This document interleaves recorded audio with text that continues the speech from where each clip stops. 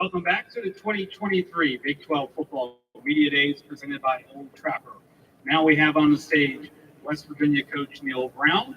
Again, if you have a question, please make sure to raise your hand. We'll start with an opening statement from Coach. First of all, thank you to Michael, who's the best mascot in college football, and to Alex and Haley for helping him there. And so appreciate them being here. Good afternoon.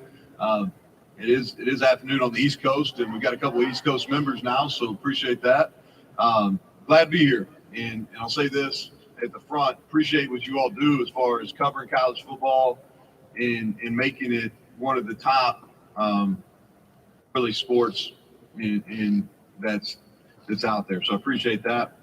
I'll start with this because I'm sure I'm going to asked about it. Upset about the media poll. Definitely do not agree with that. The positive is that the media has not been, as far as predicting the Big 12, has not been very successful in recent years. So I think that bodes well for us. But I'll say this in a more serious note. I was sitting on the beach last week whenever Mike Montoro, who's the best in the business, who's our sports information director for football, he sent me a text, and I made the mistake of looking at it. And from that point on, my vacation was over. So I went into football mode, and this is why I disagree, and this is why. First of all, it starts with belief in our staff and belief in our players, and then how we finish will be the next thing. We beat Oklahoma State on the road, winning 2 of our last 3 games.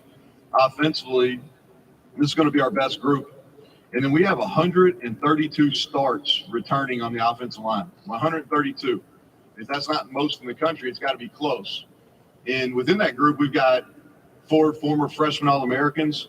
We've got 3 for sure all-conference type players. 2 of them are here today with us. Zach Frazier, who's a 2-time All-American, and then Doug Nestor. We have a budding superstar at running back in C.J. Donaldson. And defensively, we're going to be one of the most improved units in the Big 12, if not in the country. And we have all league-type players at each level. And those guys are here today. Sean Martin at defensive end. Lee Koba, who'll be one of the leading tacklers in the conference this year at Mike linebacker, and then Aubrey Burks at safety. And all 3 of those guys are here. And we've added talented experience in the secondary through the transfer portal. And then returning on the special teams, we've got our kicker and our punter and our long snapper who are both 2 of the better ones in our league. And so looking forward to proving everybody wrong on that front. And we won't finish there. And so with that, I'll open it up for questions. Again, if you have a question, please raise your hand. And when you're called on the question, stand up and say your name and media affiliation. Go to center left, second row. Hey, Neal, Colin Wilson with the Action Network. Chad Scott's been promoted to offensive coordinator. Last year, you were 50th in pace and tempo. With Garrett Green, C.J. Donaldson, is there going to be a slower tempo and more running this season?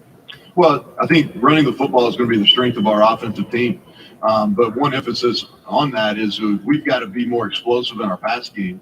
And I think that's where we got to show some growth offensively, is we ran the football at times very successfully last year. What we didn't do as good a job of is taking advantage of that run game with some explosive pass plays. And so as far as tempo, is we want to be able to present ourselves playing fast all the time. And then let the game dictate the tempo. But we practice at a really fast pace. We're going to have the ability to go as fast as anybody in the country, but also the game and the style of game that we need to play that day will dictate how fast we play. We'll go to the far left, fourth row. Danny Davis, Austin American Statesman. Neal, I know you just learned a lesson about reading text messages on the beach, but what has been the reaction from your players to the poll, and does this become a rallying cry for you guys, or do you just try to ignore it?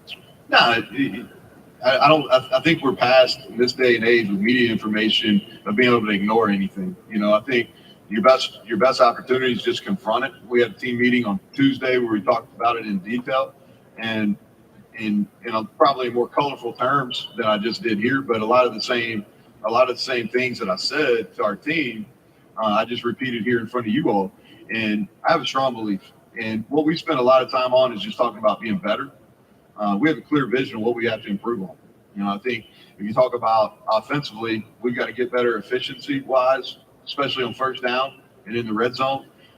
We got to be more explosive, and we got to eliminate errors. Defensively is what we've got to do better is we've got to limit the explosive plays. You're going to give up some, especially in the league that we play in. We have to limit those explosive plays, and we've got to be able to create takeaways. And that was the explosive plays and the lack of takeaways last year were the biggest negative effect on us defensively. And so we've been focused on ourselves, getting ourselves better. This is something that's going to increase the size of the chip. The chip was already there on the shoulder. It just increases the size. And if you have a question, please make sure to raise your hand and we'll get a microphone holder to you. Now we'll go to the far left in the middle. Ian Boyd with Inside Texas. In 2021, Baylor won the league with several experienced starters in the secondary and multiple NFL draft picks. Last year, Kansas State, same story. Do you believe that that's a necessary prerequisite for winning the league now? And how do you feel about West Virginia's secondary coming into the season? Well, I think each year's different, right? And I think being fortunate enough to be in this league, this is going to be my 9th season, either as a coordinator or as a head coach in this league, and to see the evolution. And, one of those is this used to be you just outscore everybody and you win, right? Well, I think it's changed. The level of defensive coaching, the level of defensive players, the emphasis on special teams has definitely changed. And as that has changed, the style of football has changed.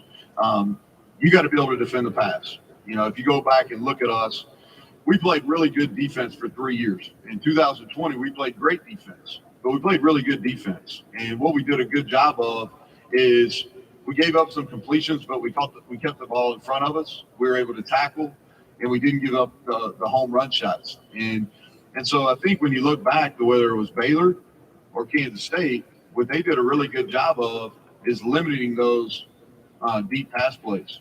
And their secondaries both tackled it at a high level. And so one of the things that after you reflect back is we knew we needed to get some veterans. So we went out and added Montre Miller from Kent State, who started double-digit games at corner, was an all-MAC player. We added Anthony Wilson, who's started over 30 games, was a 3-time All-Sun Belt player at Georgia Southern. We added Beanie Bishop, who played at 2 previous institutions with double-digit starts. And so the question you're asking is, do you have to play at a high level in the secondary to win this league? Yes. Do you have to have multiple draft picks? I'm not sure.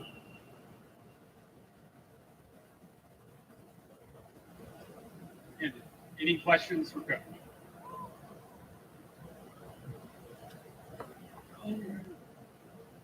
Thank you, Coach. No problem. Thank you all.